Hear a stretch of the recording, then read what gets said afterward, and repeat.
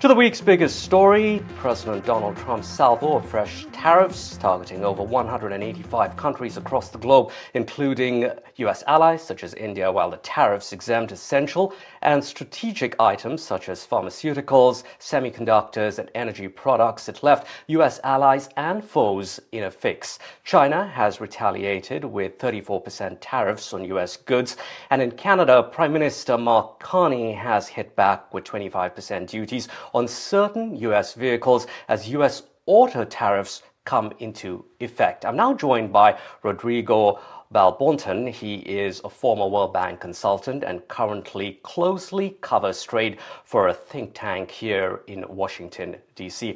Rodrigo, the world is moving towards a full-blown trade war. China has announced tariffs, like we mentioned, 34% on all U.S. imports in retaliation.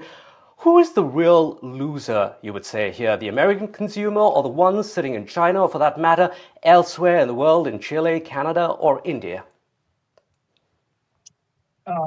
The world economy is the biggest loser. Probably the first loser is the American consumer.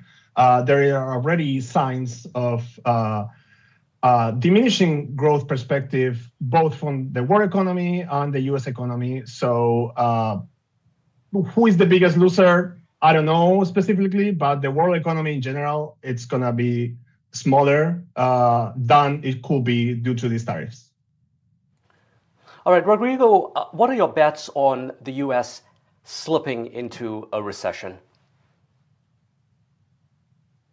It's more likely than before, but it's not certain. So,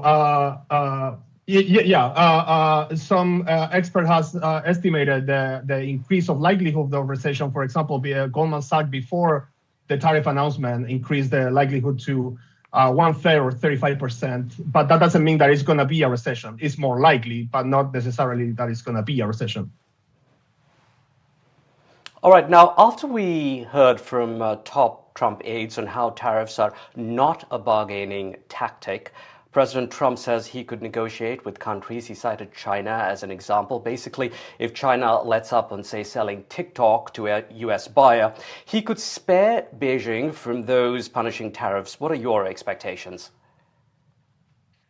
So the executive orders signed by President Trump on April 2nd have an entire section on how tariffs can be modified, whether modified for more tariff or lowering the tariffs. So there is a room for negotiation for sure, and that's signed by the president in the executive order. That's Section 4 that delegates the authority for reviewing these tariffs that are just announced.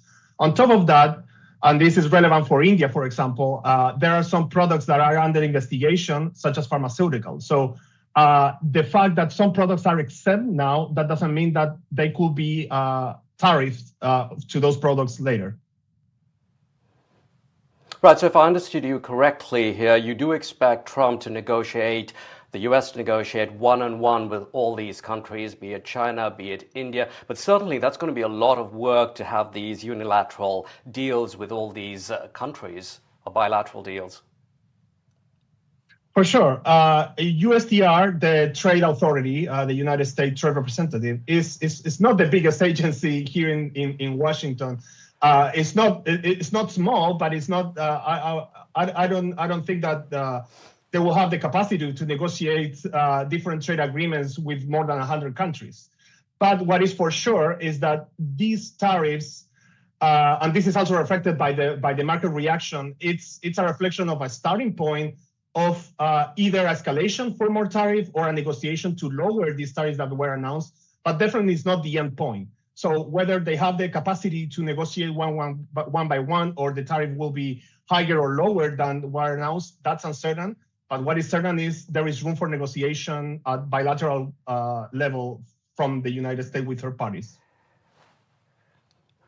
All right, Rodrigo, President Trump hopes his tariffs will get the U.S. back to its heydays of manufacturing to the 70s. What would you say? Would the U.S. be able to see that in the next few years, given that setting up a factory, for example, sometimes would take decades really to get done? Yes, I think there were some experience in the first Trump administration that were expecting that tariff will ensure some manufacturing. But for example, Caterpillar, to serve third markets, decided to open a plant elsewhere. So that's this tariff on the one hand doesn't necessarily ensure that manufacturing will be relocated to the United States. And that's only on the supply side, but also we need to take into account that on the demand side, the United States will be a smaller economy that it will be without this tariff. So there will be less consumption internally.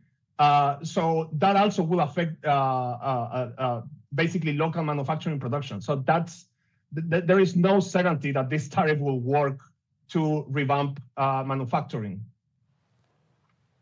Right, this is a story that's going to be here for a while. You're going to be closely following it, as so are we. Thank you very much indeed for your time joining us here, Rodrigo.